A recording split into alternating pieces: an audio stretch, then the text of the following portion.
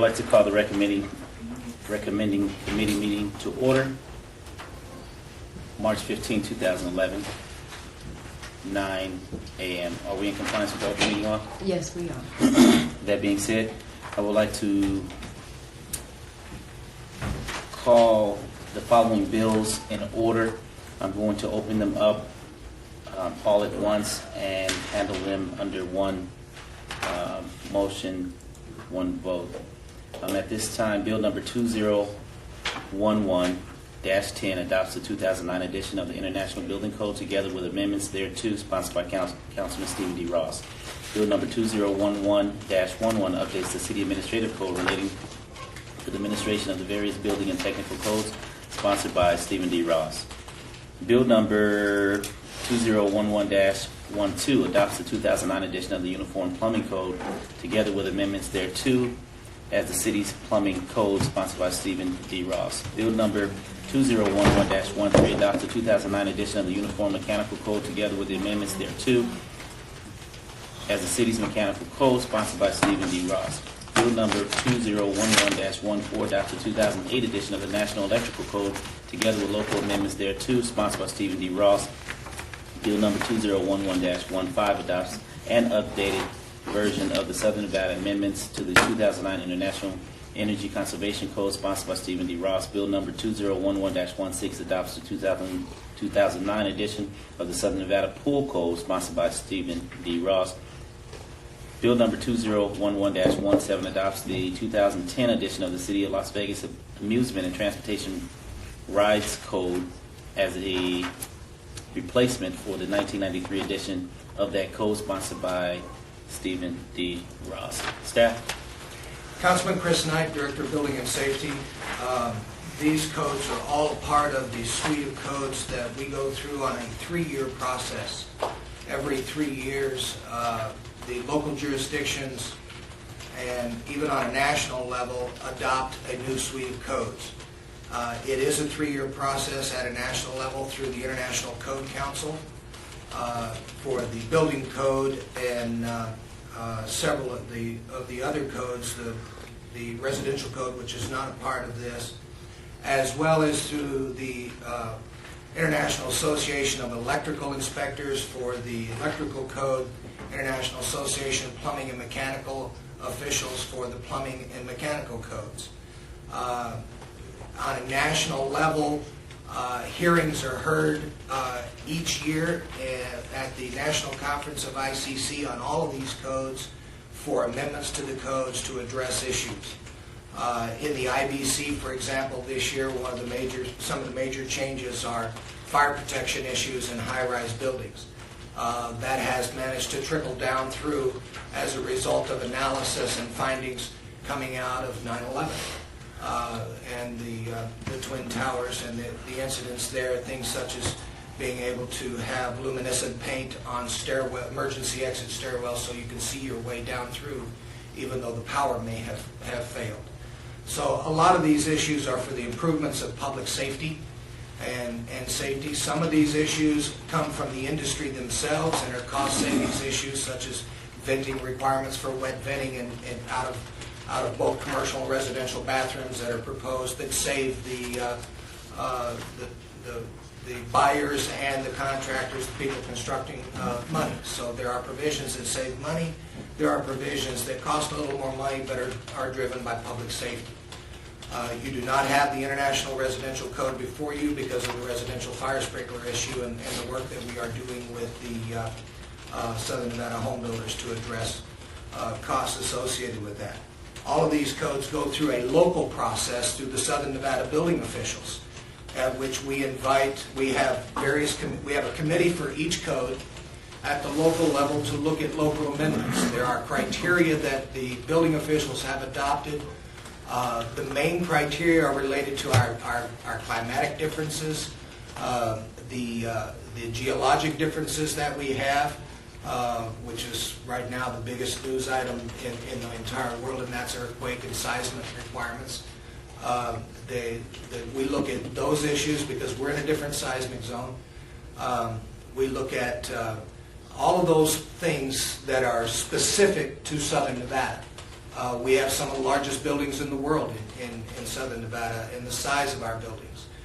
Some of the things that we do that no one else does are smoke control issues that come from some of the past events in the history of Las Vegas where we managed to require smoke control facilities in our tourist-oriented and resort properties to make sure that the people that come here are safe.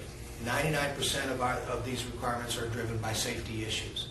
So those are the kinds of changes that we look at. We go through that process. Industry sits at the table and has a vote on these committees. Recommendations are made to the Southern Nevada building officials. The Southern Nevada building officials are made up of all the building officials from Henderson, Clark County, City of Las Vegas, City of North Las Vegas, Mesquite, and Boulder City, and cover all the entities in Southern Nevada.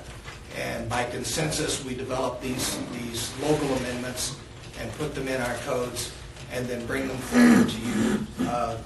The other big issue in this one is the effective date of these codes. These codes do not become effective until July 5th of this year. Through negotiations with the industry and because of the current economic status of things, we agreed with the home builders and with the AGC that we would not bring effective dates forward until July 5th. They agreed to that date and we'll be moving forward.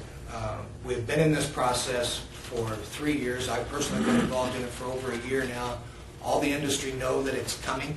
All the industry have sat in on it. They may not all agree with the requirements, but by consensus, that's what we've brought forward to you, both with the pool code, the International Electrical Code, energy conservation, plumbing and mechanical, and those issues. So we recommend your adoption of them and moving forward. North Las Vegas, Henderson, and Clark County have all adopted these codes ahead of time, including the residential codes. But we have Who's that again? Say that again. North Las Vegas, Henderson, and Clark County, Mesquite, all of the Southern Nevada communities except us.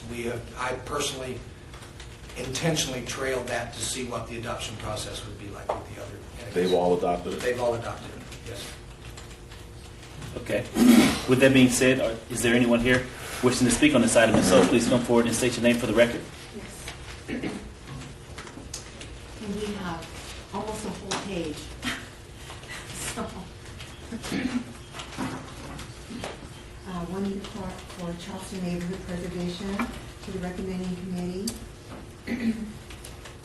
We understand that the original adoption of the International Building Code by Southern Nevada building officials considerably, 1, increased construction costs for the builder, thus 2, increasing the purchasing price for the consumer, both of these dampening commerce. Rules that are overboard for small projects, such as the number of required toilets, discourage small business development. All of these amendments may take a year for local professionals and plan viewers to comprehend. Building projects in progress will discover that they are not viable and others are more costly. Very existence of the amount of complicated amendments to coordinate through is costly and discouraging to business. We understand that the surprises of changing codes and rules are the last thing that anyone taking a risk to build in the present economy may withstand. Increasing the drawing requirements does not make the project safer or better, but does give the plan checkers, engineers, and architects more work while costs increase for the project developers. We understand that projects today, though not better or more safe, require nearly triple the number of details, calculations, and written proofs that projects some years ago to ensure continuously more complicated codes are being followed. A mandated reduction of paperwork to focus on the unburdening of business will be an invigorating decision by local jurisdictions while encouraging construction and the adoption and compliance with successive code changes. Directing staff to reduce paperwork with the adoption of these 8 bills will be stimulating. One example of how this may be done: prior to computers, architects used uniform checklists, such as on FHA house construction projects. These drawing sheets provided simple calculations that anyone could do and simple standard items from which to select. This type of system provides for the uniform location of subject matter for everyone involved and negates reasons for wasted paper or complication. Reduced paperwork also by eliminating the requirement that designers copy standard details from such references as Underwriter's Laboratory, books on plans. Do consider simplifying small projects to encourage business while making the system simpler for all. And there was a company name mentioned in there, ResNet.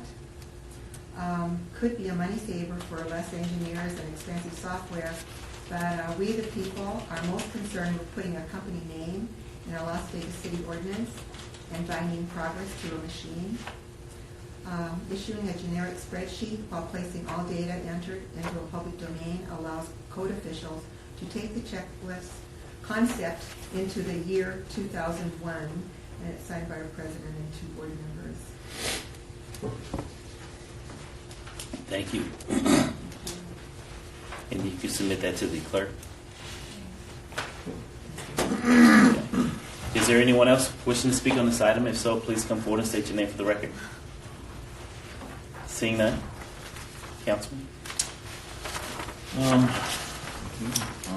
My motion will be to send items 3 through 10 to the full city council with a pass recommendation. Okay. And also for the record, bills that are moved out of committee today will be eligible for adoption at the April 6th city council meeting. All in favor? Aye. Aye. So moved. We're down to citizens' participation. Public comment during this portion of the agenda must be limited to matters within the jurisdiction of the committee. No subject may be acted upon by the committee unless that subject is on the agenda and is scheduled for action. If you wish to be heard, please come to the table and give your name for the record. The amount of discussion on any single subject, as well as the amount of time any single speaker is allowed, may be limited. Anyone? Seeing none, Councilman? Motion to adjourn. All in favor? Aye.